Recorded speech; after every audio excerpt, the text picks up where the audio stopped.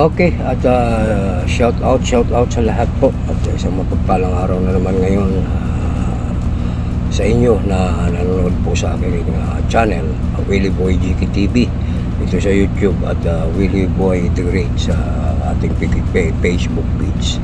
Guys, napakahalaga po ng ating napaka-importante po ng ating content ngayong araw, lalo na po sa ating mga kapwa mahirap na madalas po sa ospital. Kasi na baka sa nung ating napag-alaman na nung September 27 ay inalis na nga po yung single period of confinement ng policy po ng PhilHealth at yun po ay nag-take effect nitong October 2, isang araw. Ngayon guys, aking hiniling sa inyo, subaybayan po itong video hanggang matapos kasi tinatalakay po rito ng ating mga resource person ng Senate hearing kung saan ang pinapamunuan ni Chairman, Senate Chairman of Department of Health, si Bongo Christopher Go. Siya mismo ang magsalita at ang mga resource person para malaman nyo po ang katotohanan ng mga sinasabi ng mga resource person. Okay guys, umpisa na po natin. Good day to everyone. As promised, we are conducting this hearing to pursue our objective of making government services more accessible to the public, especially when it comes to healthcare. Let us always be reminded that health is wealth. Bawat piso sa budget na nakalaan para sa kalusugan ay mahalaga para maprotektahan ang kalusugan ng ating mga kababayan. Kaya hindi po dapat ito nakatenga at magamit ito para makaligtas po ng buhay. PhilHealth po ay para sa health. Paulit-ulit ko pong sinasabi yan. Bago ang lahat, isang kahit papano, may magandang balita muna. Naiulat po na aprobado na ng Board of Directors ng PhilHealth ang pagbabasura sa kanilang single period of confinement policy na alam natin ay mahigit isang dekada na pong nagpapahirap sa ating mga kababayang may sakit, no? 2013 pa pala itong pulisiyang ito at hindi napansin. Napaka-common sense naman po yun. Sobra-sobra po ang pera ng PhilHealth. Yung single period of confinement policy ay nandiyan pa po. So ilan na po ang na-deprive nito for the past 11 years since 2013. Pwede naman palang tanggalin. Sa kaalaman po ng mga kababayan natin, ito pong single period of confinement policy ay natuklasan natin sa dami pong reklamo na lumalapit sa aming opisina. Halimbawa po, nagka-bleeding kayo, buntis, masiselan yung pagbubuntis ninyo. Pag na-admit kayo bukas, within 90 days, bawal na pong i-cover muli ng PhilHealth because of this policy. Illogical po ito, kalokohan po itong pulisiyang ito. Pangalawa, tayo, pasintabi lang sa kumakain. Mahilig akong kumain kahit saan. Hindi maiwasan, magka-diarrhea tayo. Bawal nang i-cover muli pag na-admit ka. Nung klaseng pulisiya yan. Kalokohan yan. Pangatlo, pneumonia. Pag na-admit ka muli, because of pneumonia, bawal na naman. Mapigilan mo bang magkasakit? Hindi natin alam kung kailan tayo magkakasakit. At bakit nyo i-deprive sa Pilipino yan? Pera ng Pilipino yan. Contribution, sweldo natin yan. Kinakaltas po sa sweldo natin. Kaya nga PhilHealth para insured tayo kung sakaling magkasakit tayo. Ang dami nyo pong pulisiya na dapat matagal nyo na pong pinag-aaralan. Ngayon, pag-usapan natin dito, iniiwasan nyo naman kami rito. Alam nyo, kalokohan po itong single period of confinement policy. Nagpapahirap po ito sa Pilipino. Salamat naman po. At finally, in-scrap nyo na, tinanggal nyo na po itong single period of confinement policy. Sulit po ang ating pangungulit at hindi po ako titigil na kukulitin kayo bilang chairman po ng Committee on Health. At hindi po ako titigil dito sa ating adhikain na expand pa yung medical services. Matapos nating madiskubre na 500 billion ang reserve funds ng PhilHealth. Ibalik niyo po yan sa tao. Pera po ng tao yan. Hindi po inyo yan. Contribution, subsidy. Dapat yung mga makikinabang po, ang ordinaryong mamamayang Pilipino. Puntahan niyo po ang mga ospital. Ando doon po yung mga mahirap. Makikita niyo, nasa bangketa, nag-aantay, walang pambayad sa ospital. Habang natutulog yung pera ninyo, ilang buhay na naman po ang mawawala ng mga kababayan nating may sakit. Huwag niyo pong pahirapan ang mga kababayan nating mahirap. Mahirap na nga, pinapahirapan niyo pa. Hindi po ako titigil. Pati sa inyong budget. Babantayan natin yung budget ninyo. Matapos po ang 3 hearings dito sa Committee on Health, hinggil sa anti-people, anti-poor policy na ito, sa wakas ay tuluyan na pong ibinasura ng PhilHealth Board ang itong single confinement policy. Salamat po. Sabi ko nga parati, ang taong may sakit, lalo na po yung mga mahirap nating kababayan, ay dapat po arugain ng PhilHealth. Ilang beses man siyang magkasakit, hindi isang beses lang sa loob ng itinakdang panahon. Our mission for much improved public health care and expanded health services does not end with the scrapping of this said policy. Patuloy nating kalampagin ang PhilHealth upang mas lalong mapabuti natin ang mga health care benefits and services, lalo na para sa mga mahirap nating kababayang Pilipino na walang ibang malapitan kung hindi tayong nasa gobyerno. May pera po eh. Buti sana kung walang pera yung PhilHealth. Merong reserve fund, kaya nga po winalis ng National Treasury kasi sobra-sobra po inyong pera. Bakit hindi kayo mag-isip ng marami pang mga benefit packages, increase case rates, para lesser out-of-pocket expenditure? At babaan nyo po ang premium contribution muna habang sobra-sobra pa inyong pera. Mag-isip po kayo. Marami pong klaseng sakit. Sabi nyo nga, 9,000 case rates ang pinag-aaralan nyo. Ang dami pong benefit packages. Halimbawa, nandito yung mga dental. Ang suggestion ng ating DOH, dental. Ang dami pang serbisyo na pwedeng i-avail ng Pilipino na hindi nila alam saan sila lalapit dahil hindi nyo po ini-expand ang benefit packages ninyo. Yung iba, sinulid ginagamit. Pantanggal ng ngipin sa bundok, sa bukid sa amin, sa probinsya. Sa mata. Yung optometrist natin, mata, ang dami mga bata nahirapang magbasa. Ba't hindi nyo gawa ng mga benefit packages o mga programa na pwedeng mapakinabangan ng mga ordinaryong mamamayang Pilipino na nag-aaral, na kandahirap pong magbasa sa pag-aaral nila dahil hindi po na-discover na may sakit sila sa mata, may problema po. Tumatanda sila. Bakit hindi nyo po gawing prevention yung paglala ng sakit? Ba't antayin nyo pang ma-admit? Tapos hindi nyo naman tutulungan ng buo. Bakit hindi kayo tumulong for prevention? Marami pong sakit na pwede nating maagapan ng maaga. Mag-isip kayo, PhilHealth. Mag-isip kayo at magmalasakit kayo sa kapwa Pilipino.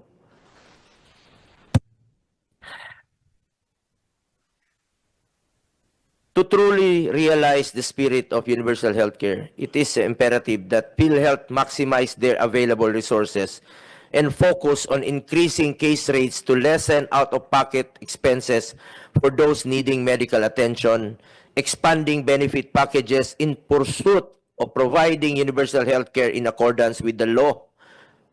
Hindi pa nga natin hindi pa natin na fully implement ang ating UHC. Mga doctors, nandito naman po kayo, DOH, sa inyo naman po yung mandato. Tulungan nyo po na ma-fully implement po itong universal healthcare law. Andiyan dyan po yung pera eh. Buti sana ang rason ninyo walang pera. Yun, Matatanggap pa siguro natin. Eh, andyan dyan po yung pera ng PhilHealth. Bakit hindi nyo po ito, ang dami oh. Focus on increasing case rates to lessen out-of-pocket expenses for those needing medical attention. Expanding benefit packages in pursuit of providing UHC. Lowering premium contributions for members. Meron tayong ipinasa rito. At hopefully sana maisabatas po ito. And repealing outdated policies that do not serve the best interest of the public. Ang dami pong pwede nyong i-repeal, ayusin.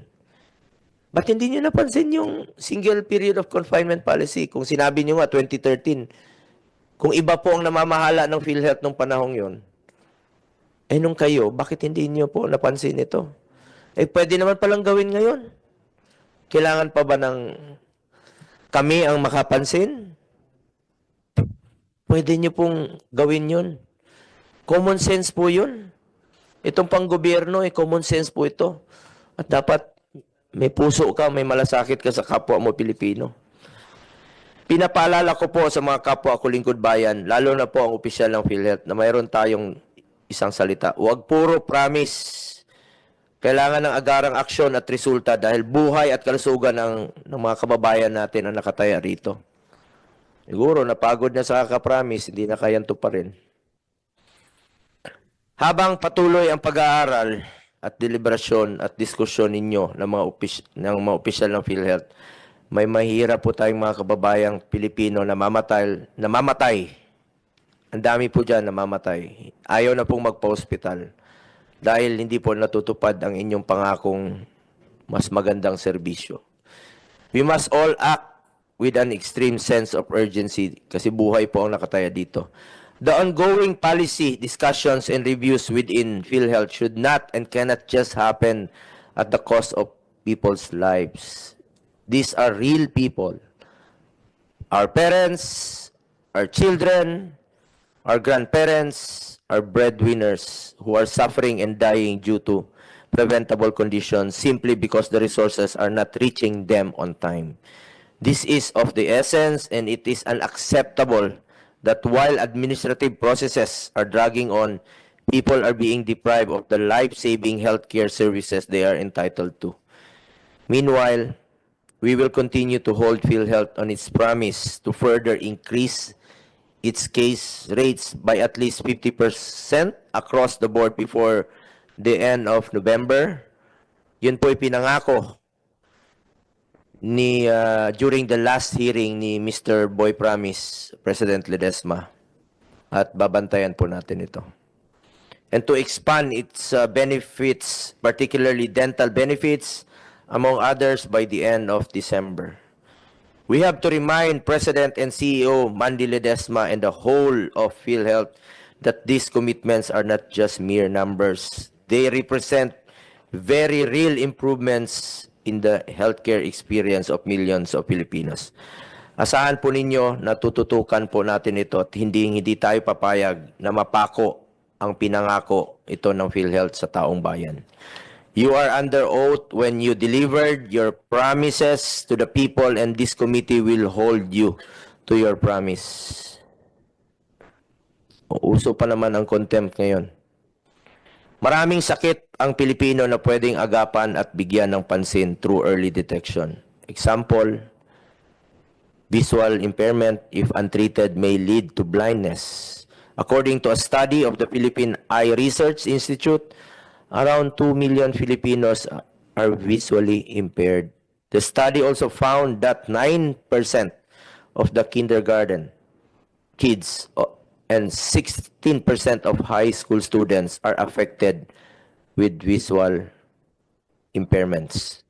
In terms of oral health, 7 out of 10 Filipinos, or 72% of the population, have dental caries or tooth decay, according to the Philippine Dental Association. Hindi na dapat hintayin na lumala ang sakit. Sabi ko nga, mas mahal, kung mas mahal na ang procedure tsaka pa action na ng PhilHealth, kakarampot lang po ang inyong share na binibigay pag lumala na yung sakit Bakit hindi kayo tumulong sa prevention? Importante dito ang prevention at early detection. Mas efficient dito dahil hindi nagagastos ng malaki ang PhilHealth kung hindi nalalala ang sakit ng Pilipino. Bakit pang antahin natin na mabulok ang ngipin o mangailangan ng mahal na procedure para sa komplikasyon kung pwede naman magkaroon at maisama sa programa ang teeth cleaning at dental consultation? Prevention and early detection are foundational pillars of a robust healthcare system. By focusing on preventive care, we can mitigate more serious and costly health conditions later on. Baka mas makakatipid pa kayo kung maagapan po ang sakit. It is more efficient and sustainable for PhilHealth to invest in preventive measures like regular checkups, dental cleanings, and early intervention for minor health concerns rather than waiting for conditions to worsen and become more expensive to treat. Marami po ng mga kababayan nating Pilipino ang takot magpa-check up dahil wala pong pambayad. Walang coverage ng PhilHealth. Yung iba nga po, hindi nila alam, membro pala sila ng PhilHealth. Paigtingin niyo po ang inyong educational campaign na lahat tayo ay membro po ng PhilHealth. Yung iba po, tinitiis na lang ang sakit. Aksyonan niyo po ito, PhilHealth. Ang hadlang dito sa pagpapacheck up nila, takot sila sa babayarin sa ospital. Yan talaga ang pumapasok parati sa isipan ng ordinaryong Pilipino.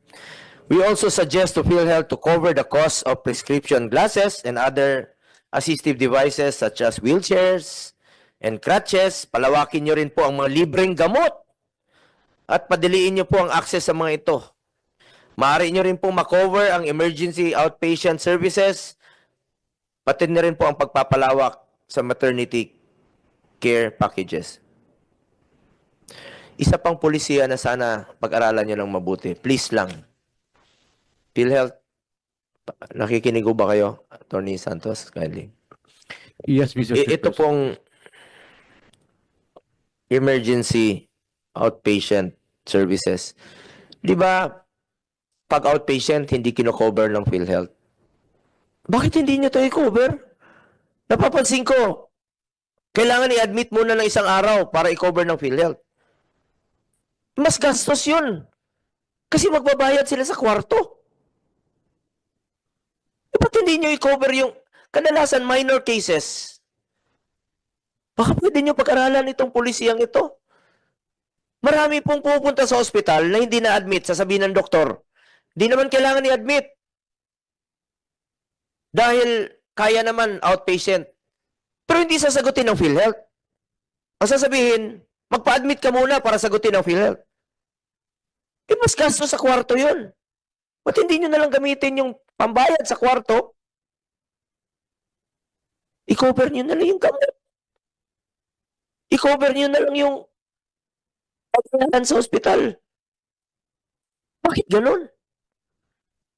Klaseng pulisiya yan. Halimbawa, nitong maternity care packages.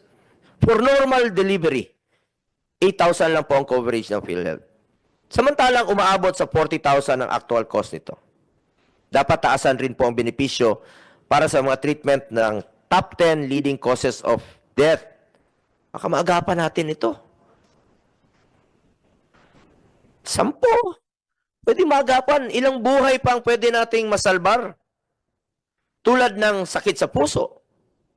Yung iba hindi na kayang magpa-angiogram, hindi na kayang magpa-bypass, atakihin na lang po sa puso. Diabetes, pneumonia. Bukod dito, dapat ring aralin ng PhilHealth ang pag-cover sa wholeness treatment para sa cancer patients. In a wholeness center, patients are attended to by a team of psychiatrists, doctors, and therapists working together to support comprehensive health and overall well-being. Isa lang po ito sa mga maraming sakit. Di naman po ako doktor, pero common sense lang po yan. Dami pong sakit na pwede niyong tugunan. Dami pong sakit na pwede niyong tulungan na maisalbar ang buhay ng Pilipino. Isa pang mahalagang may pagpabuti natin ay ang pagpapalakas ng mga information campaign para magkaroon po ng masapat na impormasyon ang mga Pilipino sa mga makukuhang serbisyo sa PhilHealth kung paano nila makukuha ang mga serbisyong ito. Kung kaya nyo nga, maglagay ng billboard dyan na may mukha ninyo. Ilagay nyo yung mga benepisyo. Sa totoo lang po, tinutulungan namin kayo, imbis na patulugin ang pondo, gamitin nyo po ito at mag-isip ng iba pang benepisyo na mapapakinabangan po ng Pilipino. Ngayon, hihingi kayo ng subsidy for 2025. Sobra naman yung pondo ninyo. Ano kayo, bangko? PhilHealth nga eh.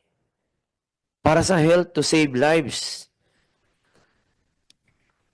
Kaya nga po tinututulan natin ang pag-transfer ng PhilHealth funds sa National Treasury dahil ang PhilHealth po ay para sa health. In this hearing, we will also cover several areas of concern including the continued effort for the provision of health emergency allowance for qualified health workers. Marami pa rin po sa ating mga kababayan ang hindi pa po nakakatanggap ng kanilang HIA. Kahit sabihin nyo, by October, tapos na po ito, bayad na po ito, hindi pa rin po ako makukontento habang, ayun, marami pa, ayun. Ano?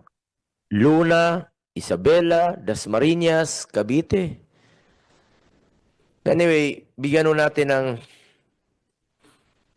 pagkakataon ng DOH na sagutin po ito dahil ang pinangako nila before October ends ay matutugunan na po ito. At nirelease naman po ng DBM sa DOH ang pondo. Problema lang dito, pakiusap ko lang, please reconcile your records.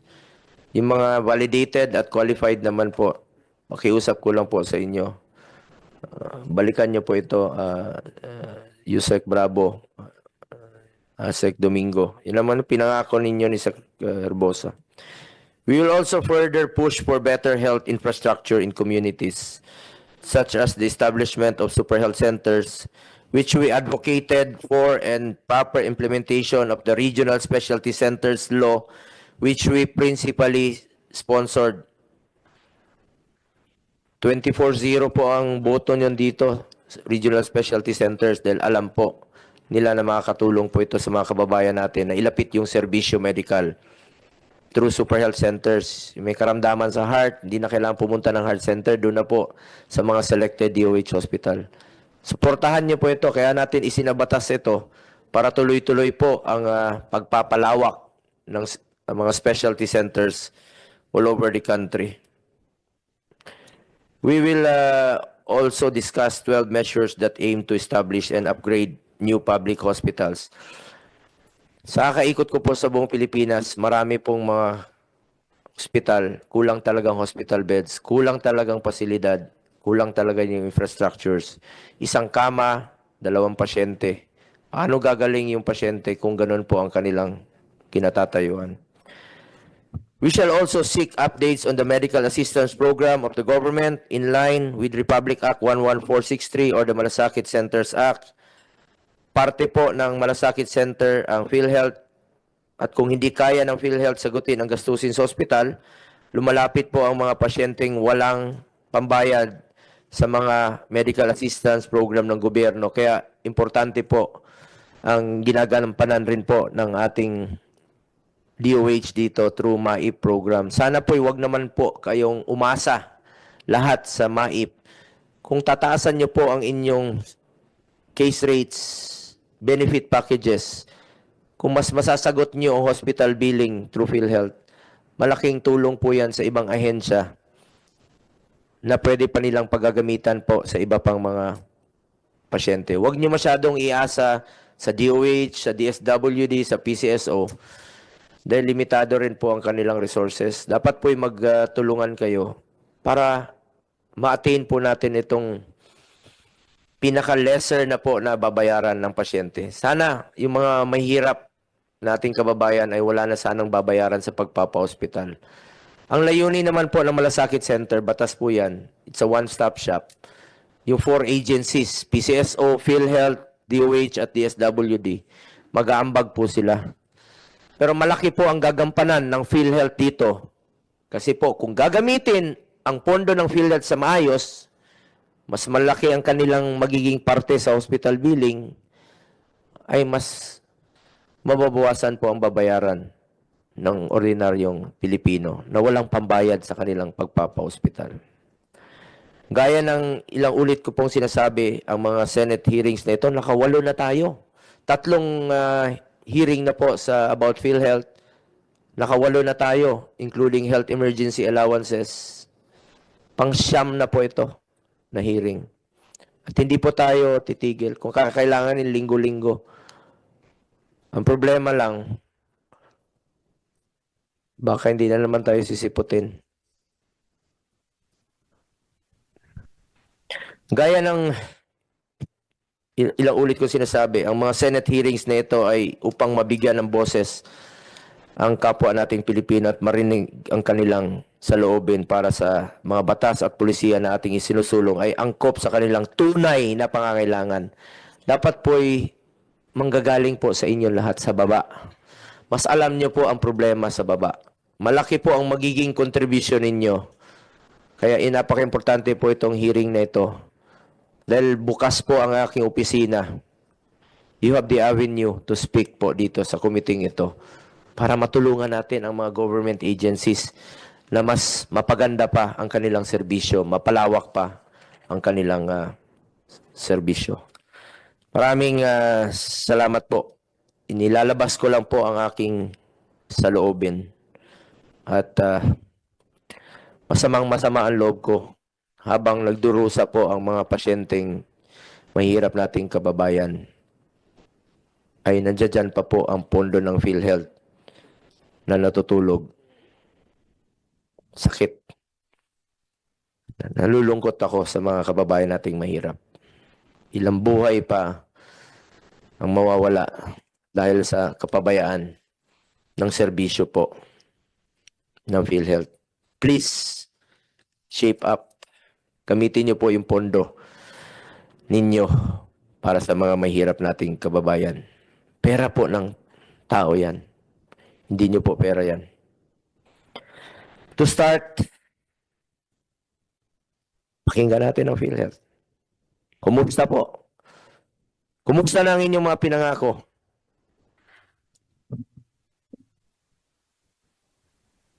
Good afternoon, Mr. Chairperson.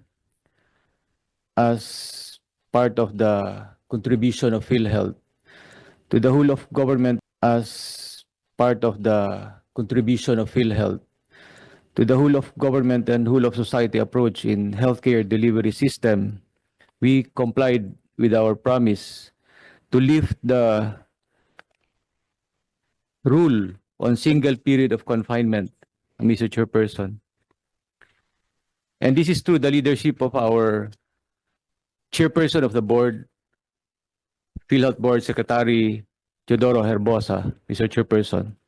So last September 27, the PhilHealth Board decided to lift, finally, the rule on single period of confinement.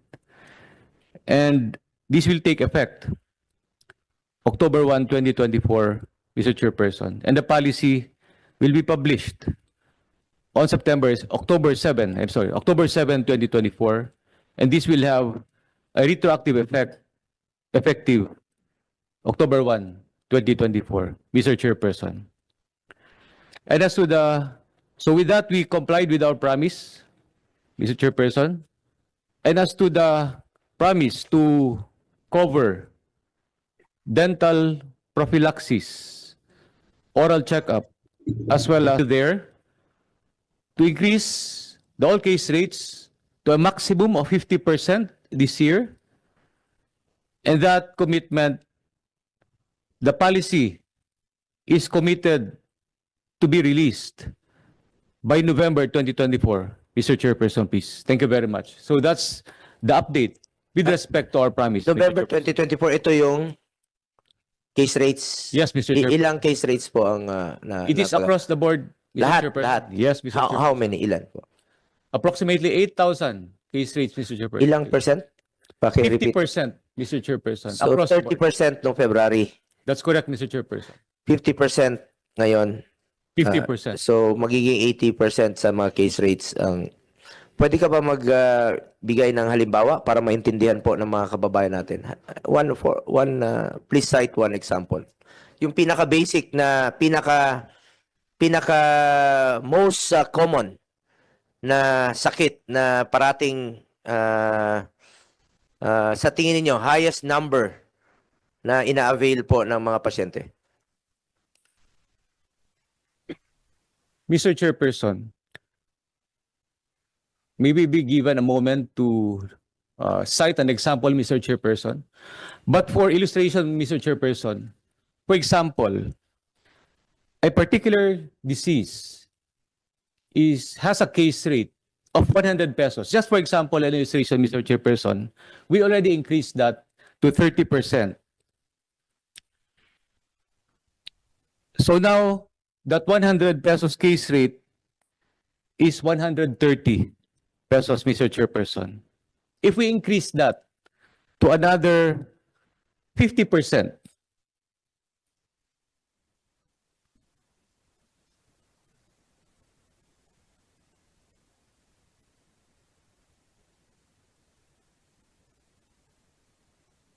and that's 195, Mr. Chairperson, almost double, Mr. Chairperson. So across the board, Mr. Chairperson, if we complete this promised and committed 50% increase for this year, the case rates will now double, almost double, Mr. Chairperson. So that's the effect, Mr. Chairperson, please.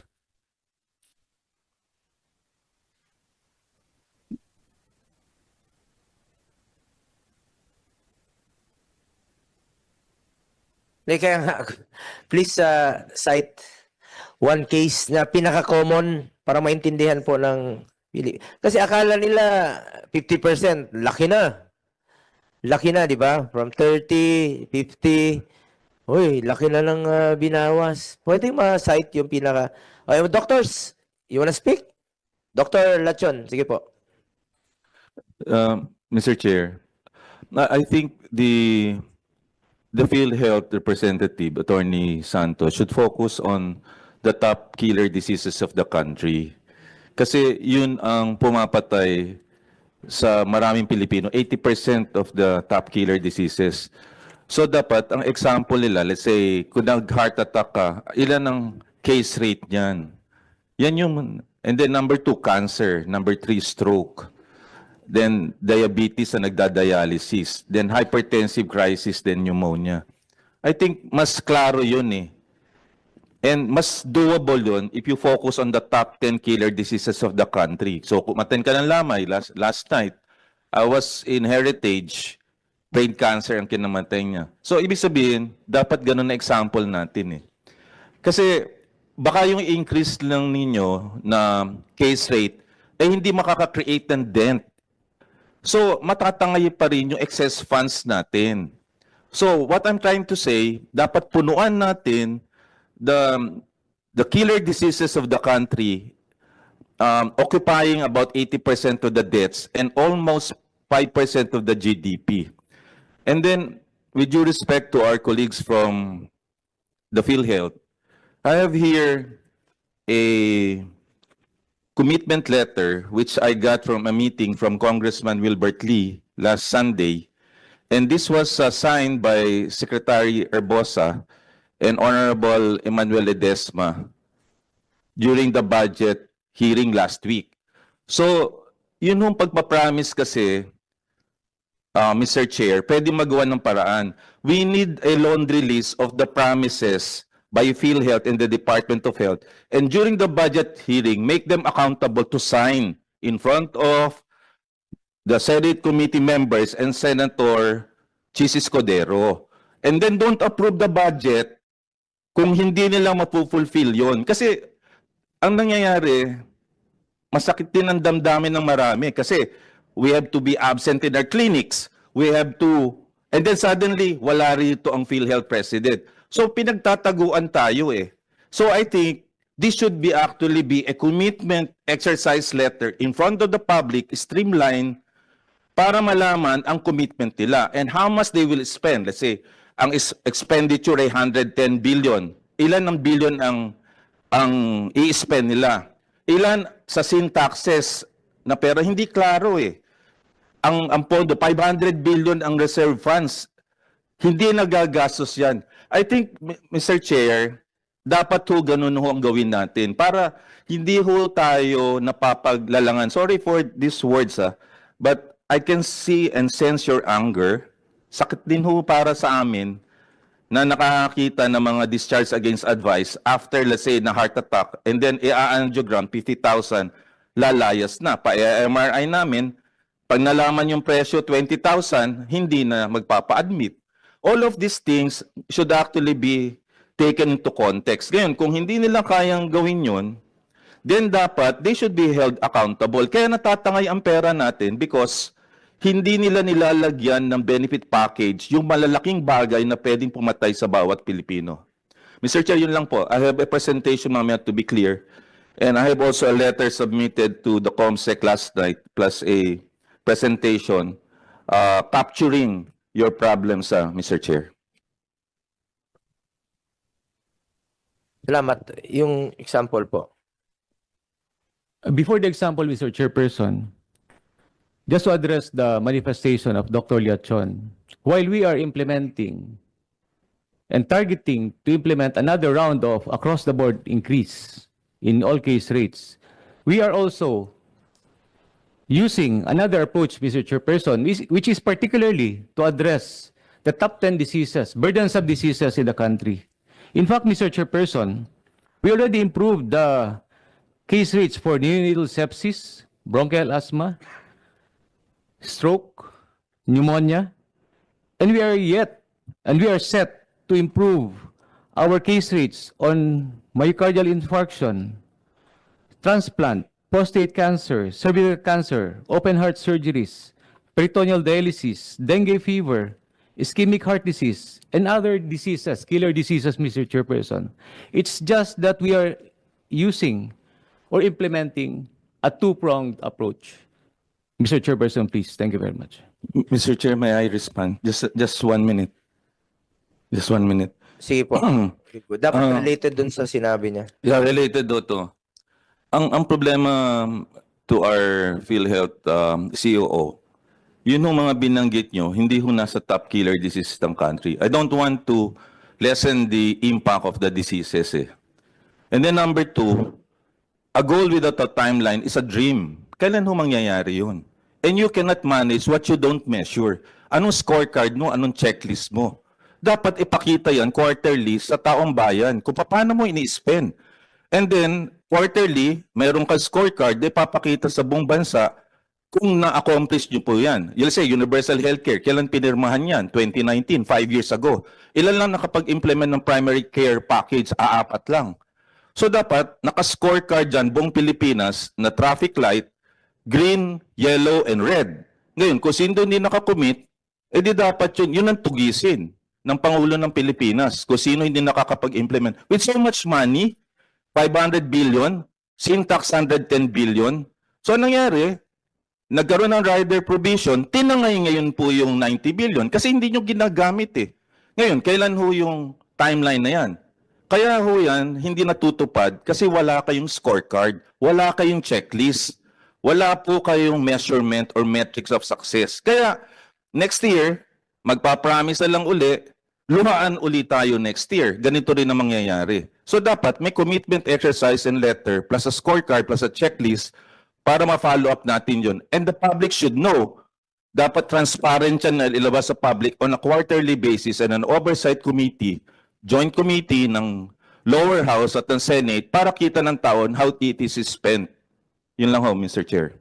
Salamat po. Alam nyo, ang dami pong pinangako nyo last hearing. Magkano bang kailangan ninyo for the implementation of your benefit plan, including the new and expanded benefit packages? At itong pagtataas ng case rates ninyo, magkano yung kakailanganin? So, ibig sabihin ngayon, makukonsume nyo ba yung inyong reserve fund? Magkano ba ang kailangan ninyong iiwan sa inyong reserve fund na wag mo nang gamitin dahil kailangan po ito for sana walang pandemyang darating sa buhay natin. Kung kailangan nyo talagang mag-reserve fund, magkano yung dapat ni reserve at magkano yung pwede ninyong gamitin pa to expand benefit packages, to increase case rates, para lesser out-of-pocket expenditure sa atin. Ano bang plano ninyo para maiwasan po na walis na naman yung pondo ninyo next year? Let's go back to basic, Attorney Eli Santos. Maghihingi kayo ng pondo sa amin ngayon. Ako bilang chairman ng Committee on Health. Babantayan ko talaga yan. Maghihingi kayo ng 74 billion subsidy for 2025. Isobra yung pondo ninyo. Pakita mo mamaya sa budget hearing kung saan nyo paggagamitan sa 74 billion. Magkano yung plano ninyong reserve fund na maiwan just in case may emergency, at magkano yung pwede nyong ilaan para dito sa case rates at expand benefit packages na mapakinabangan po ng mga kababayan nating Pilipino. Kaya tayo nandirito ang mga dental association, nandirito yung optometrist para tumulong sa inyo maagapan. Hindi, sila lumapit sa amin. Maraming gusto lumapit. Ako po'y nananawagan sa inyo, lahat dyan, mga experts. Please, tulungan nyo PhilHealth. You suggest, marami pa. Let's go for prevention para hindi lumala. Mas makakatipid ang gobyerno, mas makakatipid ang PhilHealth pag na-prevent natin yung sakit, hindi lumala. Yun po ang isa sa aking gustong isulong sa ngayon. Prevention muna tayo. Huwag lumala yung sakit. At marami yan. Ang daming sakit na pwede nating maagapan na hindi lumala. At mas hindi magastos. At itong isa, Attorney Eli, itong yung emergency cases na outpatient na hindi nyo kino-cover, baka pwedeng pag-aralan nyo. Marami yan. Marami yan. Buong Pilipinas yan. Ilang Pilipino, libu-libong Pilipino ang hindi nagpapa-admit. Check up lang, dyan lang sa emergency room, papauwiin, pero hindi ko cover ng PhilHealth. Kaya napipilitan silang magpa-admit. That's very basic. That's very common sense na pwede nyong pag-aralan muli. Pwede nyong sagutin yan, Attorney Eli. Interesado lang talaga ako. Yung sa emergency cases na hindi nyo kino-cover. Mr. Chairperson, if I may. So, we do not, based on policy, we still do not cover less than 24-hour confinement unless it is an emergency, Mr. Chairperson. And there is an indication to cover it. Bakit? Because of a cost containment and fraud prevention measure, Mr. Chairperson. Anong fraud doon, sir? Pwede ba natin malaman? Parang takot kayo na magpapanggap na may sakit siya? Mr. Chairperson, if we indiscriminately allow coverage, financial coverage or support for all visit to the emergency room, this might promote a moral hazard, Mr. Chairperson. Abuse, in short, Mr. Chairperson. That's why, as part of our contribution to the whole of government and whole of society approach, we committed already, and our President and CEO, Sir Mandy Desma, has already presented a timeline for this year. And we committed to craft or develop an emergency care package by December of 2024, Mr. Chairperson. And that is still a commitment, Mr. Chairperson.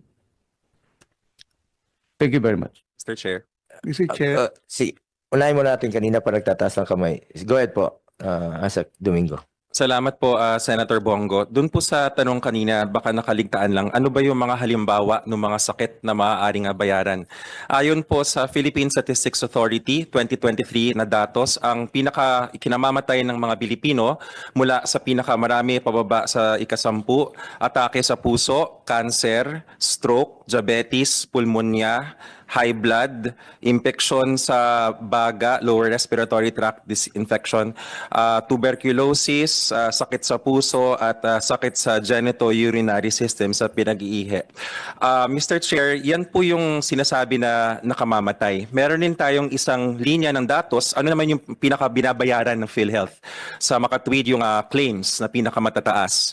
Ayon sa stats and charts ng PhilHealth 2023, mula sa pinakamaraming kiniklaim ng ating mga kababayan papunta sa pinakakaunti. Una, pulmonya. Ikalawa, acute gastroenteritis. Ikatlo, dengue mild and severe. Ika-apat, urinary tract infection. 5, peptic ulcer disease. Sakit sa tiyan po yan.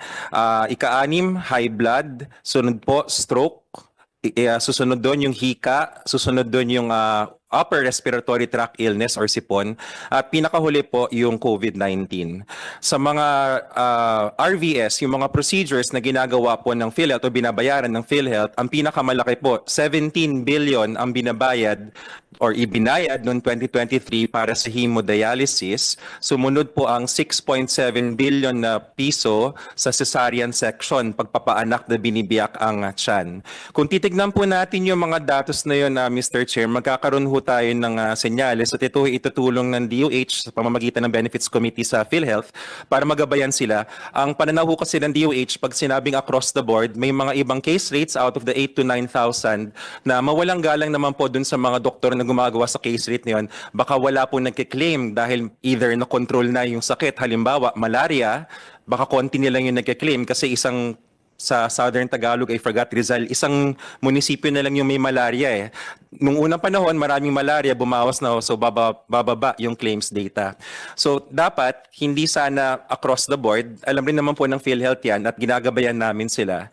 Ngunit yung mga nakamamatay, nakakagastos ng mga sakit at unahin. At final point, Mr. Chair, dun po sa, suportado ho ng DOH yung panukala nyo, Mr. Chair, na yung urgent care and emergency care dapat pinupondohan. Kasi po, may mga tinatawag tayo na ambulatory sensitive cases or ASC. Sa pag-aaral, kasing taas ng 30%, halos sa 1/3 ng mga sakit na ko-confine, ikinapapasok ng pasyente sa ospital ay kaya naman pong gamutin or iwasan kung ito po ay nagagawa sa labas ng ospital na gagamot or sa emergency room or ngayon po yung tinatawag ng DOH na bagong urgent care and ambulatory services centers. Pati na ho yung super health centers, nakakatulong rin po yun, Mr. Chair. Salamat. So naniniwala po kayo na sa early prevention? Yes, Mr. Chair, definitely po. Mas makakatipid tayo. Opo, nakakatipid po at nakakaligtas ng buhay. Ba't hindi ito unahin ng PhilHealth na tugunan, taasan yung inyong share o inyong counterpart dito? Mr. Bigyan Chair, niya ng priority. Go ahead po. if I may briefly continue, Mr. Chair, to be fair naman to PhilHealth, kasama rin ito sa discussion dun sa single period of confinement nung binulatlat po yung polisiya. Naalala ko sa diskusyon, mukhang walang nakapansin na nung inilabas ang Republic Act 7875 or yung PhilHealth Charter, nirepeal niya explicitly yung presidential decree na nagbibigay dun sa Philippine Medical Care Act.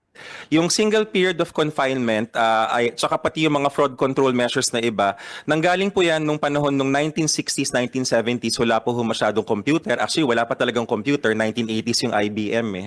At marami nagpapaulit-ulit, mano-mano, papel, sinasubmit sa Medicare nung unang panahon, tapos kiniklaim yung pala, hindi naman talagang naulit yung sakit. Fast forward to 1995, nung ginawang batas ang PhilHealth Charter, nirepeal po yon. Pero nasa liksik po namin, dun sa loob po ng board na mukhang para bang tumawid yung Medicare, naging PhilHealth, nakalimutang tanggalin yung bahagi ng single period of confinement. So nung nakita yun ni Secretary Erbosa at ang ibang board members, nagtanungan, lalo na yung mga abogado sa loob ng board, wala naman palang legal basis bakit pa nandyan, kaya natanggal kagad siya. So kumbaga Mr. Chair, yung kumbaga realization natin ngayon, and maybe this is how we can help PhilHealth, nakita naman po natin yung sincerity nila na magbago, is dapat yung mga kapraningan sa fraud control, medyo babalansihin na natin kasi panahon na tayo ng digital health eh. Meron na tayong artificial intelligence na bagamat medyo excited lahat at medyo kinakabahan yung iba, in the right hands, it can actually be used to detect outliers. Pag meron ho kasi tayong claim, meron kang tinatawag na bell curve, ito yung maraming mga claims. Pag may lumilitaw, bakit may doktor or ospital na nagkiklaim na masyadong mataas or masyadong mababa or masyadong marami? Kung dadaanin sa mano-mano na review, mahirap talagang gawin yun kasi ang dami hong claims eh. Pero kung may AI or computer na tumitingin doon, para bang nafa-flag kagad na, pakitignan nga to at mas mabilis na hong makita. Thank you, Mr. Chair. Siguro naman kaya nyo nang ma-detect. At do you agree dito pa rin na dapat pa nilang ma-implement itong emergency outpatient services? Mahilig bang, sa tingin nyo ba marami pang manluloko na magpa-emergency cases para lang makaklaim? Mr. Chair, Gusto nyo bang, kayo, gusto nyo bang magpa-admit doon, ipatahi nyo yung kamay niyo kasi kunwari nasugatan kayo? Hindi naman siguro. Mr. Chair, Pwede niyong gawan ng paraan yan kung sino yung nagsasabi ng totoo. But I still believe majority or almost all na pumapasok dyan sa emergency cases, may sakit talaga yan. Lulukuhin mo yung sarili mo, punta ka dun sa emergency room, sabihin mo para lang makaklaim ka. Masakit. Ibigay nyo lang kung ano lang yung tinahi. Ibigay nyo lang yung gamot na dapat ibigay. Mr. Chair, At baka pwede nyo pag-aralan itong emergency outpatient services na pinagbabawal ninyong i-cover pag outpatient. Kailangan nyo pang i-admit ng 24 hours. Baka pwede nyo pag-aralan at magamit yung pondo ninyo pambayad doon sa mga emergency outpatient services. Natotoo naman po. Sa totoo lang tayo. Hindi tayo magkakamali dyan. Always the truth.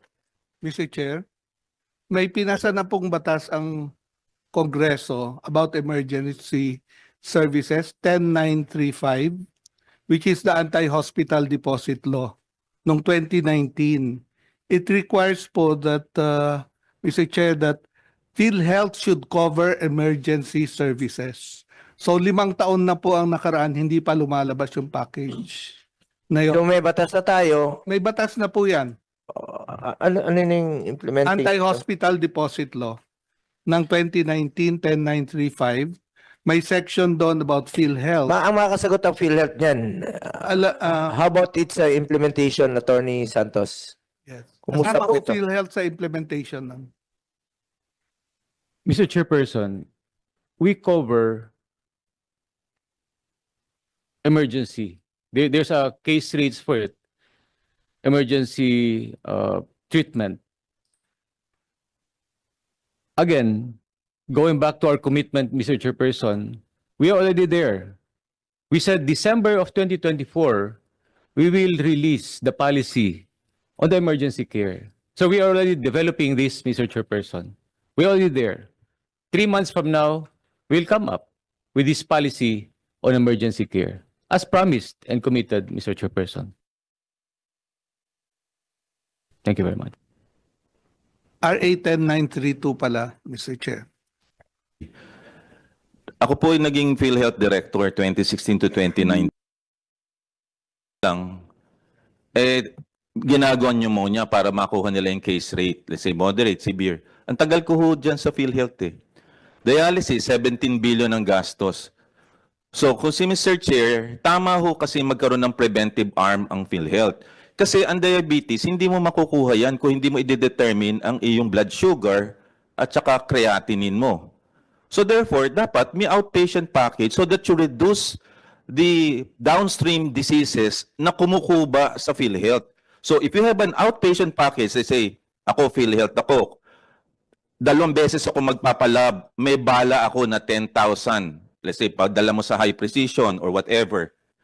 So, hindi na avail yan ng mahirap. For the information of PhilHealth, 25% lang ng mahirap ang nakaka-avail ng PhilHealth. Ang nakaka-avail ng PhilHealth na mayaman, 75%, middle class at upper class. Dahil sila ay may HMO, may savings sila, mayaman sila. So yung mahirap, wala. So dapat, kung sino yung mahirap, siya dapat mabigyan ng outpatient card, package, para hindi confine. Ang naku-confine na non-communicable disease, mahirap at mga bata ngayon because of the lifestyle change.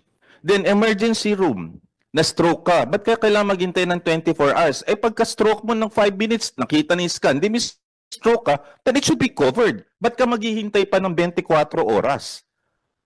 And that's crazy. Kaya tama si Mr. Chair.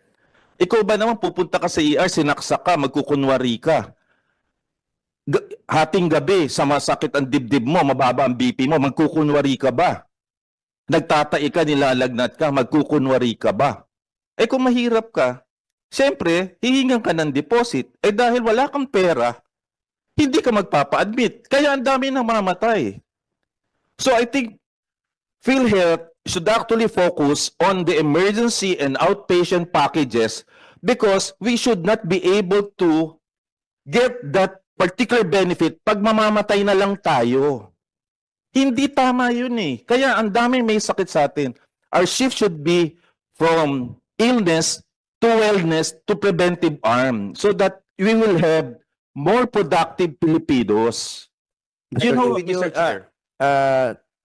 Dr. Lechon, nabanggit ko na po yun kanina. Importante rito yung, I agree with you, you're an expert.